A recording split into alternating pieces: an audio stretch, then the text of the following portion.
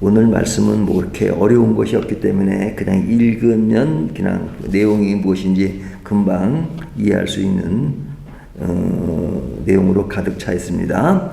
그 이스라엘과 기브온 사람들이 계약을 맺고 사흘 후에 이제 그들의 실체를 알게 되었죠. 16절을 보면 그들과 조약을 맺은 후 사흘이 지나서야 그들이 이웃에서 자기들 중에 거주하는 자들이라 함을 들으니라. 그러니까 멀리서 온 사람이 아니라 가나안 족속이라고 하는 것을 알게 됩니다. 하지만 이미 조약을 맺었죠. 조약을 맺었으니까 이제는 돌이킬 수 없는 겁니다. 그래서 돌이킬 수 없는 그런 내용들을 뒤에 쭉 나오잖아요. 한번 약속이 되었으니까 돌이킬 수 없다는 거죠. 그러니까 한 번 맺은 약속에 대해서 이렇게 철저하게 뭐 본인들이 실수를 했다 할지라도 그 약속을 끝까지 진행하고 또 그런 약속에 대해서 하나님을 두려워하는 그 모습을 보면 오늘날 사람들도 경각심을 가져야 되는 그런 부분이기도 하죠. 그 영국에 가면 이렇게 이제 그 공항으로 들어가잖아요. 그러면 들어갈 때 이제 거기에 이제 그 출국 또 입국을 담당하는 사람이 이제 이 사람이 방문자니까 6개월을 찍어줘야 되는데 잘못해가지고 이제 뭐 영주권을 뭐 찍어준다. 그러면 그건 한 번 찍어준 것은 변할 수가 없대요. 그대로 진행해야 됩니다. 그러니까 한 번 실수를 했다 할지라도 약속하면 한다는 그런 것이 있는데 여기 보면 이 이스라엘 백성들이 이 기브온 사람들을 이게 잘못 그들이 속이는 바람에 뭐 이런 하친을 맺었지만 그러나 한 번 한 약속이기 때문에 변할 수 없다 하는 것. 그래서 그들 간에 이것은 어쩔 수가 없다는 것을 지금 이야기하는 장면들이 나오잖아요. 그래서 이제 그들은 그 해중을 위해서 나무를 패고 물을 깃는 자가 됩니다. 21절 무리에게 이르되 그들을 살리라 하니 족장들이 그들에게 이른 대로 그들은 온 해중을 위하여 나무를 패며 물을 깃는 자가 되었더라. 그러죠. 그러면서 이제 22절을 보면 여호수아가 그들을 불러다가 말하여 이르되 너희가 우리 가운데 거주하면서 어찌하여 심히 먼 곳에서 왔다고 하여 우리를 속였느냐. 이미 좀 모든 것이 결정됐는데 결정된 후에 왜 먼 곳에서 왔다고 하며 우리를 속였느냐 뭐 이렇게 묻는 장면이 나옵니다. 자, 그러면서 이제 그들에게 너희는 속인 그것으로 23절을 보면 그러므로 너희가 저주를 받나니 너희가 대를 이어 종이 되어 다 내 하나님의 집을 위하여 나무를 패며 물을 깃는 자가 되리라 하니 뭐 속인 것에 대한 저주를 내리는 장면이 나오지만 그 저주라고 해서 그들과 하친 맺은 것을 취소하는 것이 아니라 그것은 인정이 되고 그 대신 너희는 종이 되리라 이렇게 이야기를 합니다. 자, 이렇게 이야기를 하는 것에 대해서 이제 그들의 반응이 나오는데요.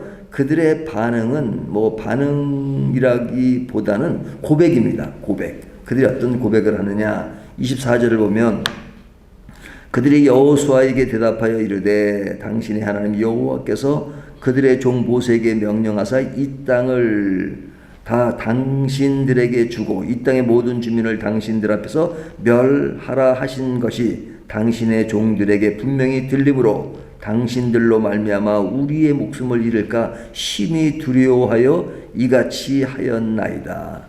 지금 이것이 누구의 고백이죠? 기브온 사람들의 고백이잖아요. 마치 이스라엘 백성들이 하나님 앞에서 고백하는 것과 같은 그런 느낌을 줍니다. 그러니까 하나님이 당신들에게 하신 그 일들을 우리가 들었다.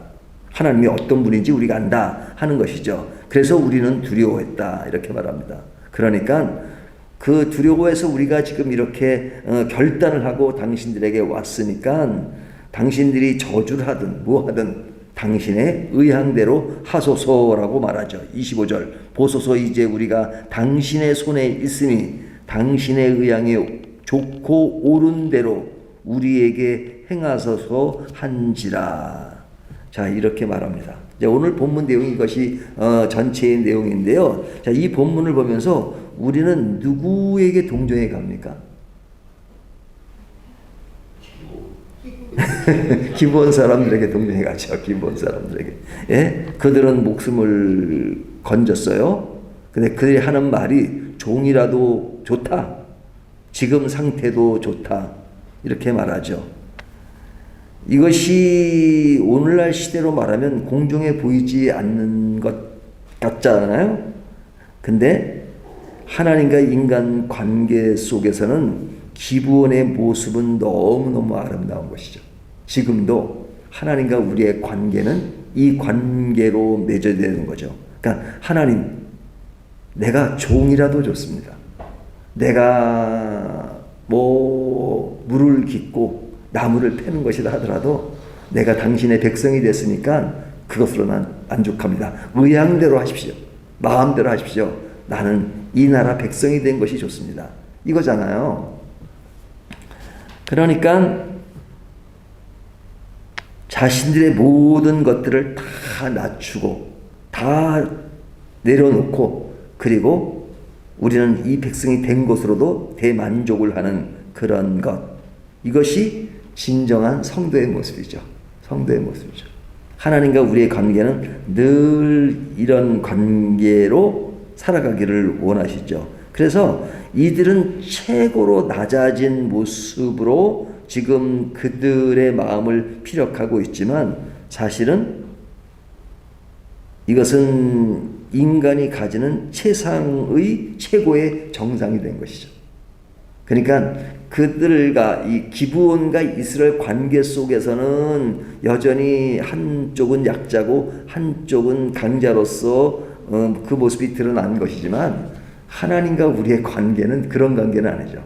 그러니까 불완전한 인간끼리 맺어지는 관계는 이거는 공정하지 못한 측면이 있지만 그러나 하나님과 우리의 관계는 하나님이 신실하신 분이고 선하신 분이기 때문에 그리고 완전하신 분이기 때문에 우리가 항상 그런 자세를 갖기를 원하시죠. 신앙이라는 건 다른 게 아니라 하나님 앞에 늘 항복하는 겁니다. 자신을 버리는 겁니다. 그러면 자신을 버리니까 우리의 존재 가치는 완전히 없어지는 것이냐? 그렇지 않죠. 왜? 하나님이 완전하시기 때문에. 하나님이 우리를 사랑하시기 때문에. 그리고 우리에 대한 선한 계획을 가지고 계시기 때문에. 그리고 우리를 좋게 만드시는 하나님이기 때문에 우리의 낮아짐은 하나님이 주시는 은혜 아래서 최고의 정상의 길을 누릴 수 있는 것이죠. 이것이 신앙입니다. 근데 신앙에서 이탈하는 것이 뭐냐? 이것과 반대로 가는 겁니다. 반대로. 하나님 앞에 항복하지 않고 내가 최고니까 내가 내 길을 가게 해주십시오. 하나님은 그것에 조금 따라와 주십시오. 이것이 사실은 신앙에서 완전히 이탈된 측면입니다. 하지만 이런 것을 가지고 이탈이라고 말하지 않죠. 어떤 신앙의 외형적인 모습을 가지니까 이것은 그냥 신앙의 정상적인 모습으로 이해할 때가 많습니다. 하지만 성경은 하나님은 그것은 신앙이 아니다. 내가 원하는 것은 기브온 사람들이 이스라엘 사람들에게 보였던 그러한 행실, 그런 것을 하나님이 원하십니다. 그럴 때 하나님은 최고 낮아진 우리들을 최고의 정상의 믿음의 사람으로 만드는 것. 이것이 오늘 본문이 주는 우리에게 귀한 메시지입니다. 이 말씀 앞에 나는 하나님 앞에 오늘도 어떠한 자세로 하나님 앞에 나아가고 있는가 하는 것들을 다시 한번 생각하게 합니다. 기도하겠습니다.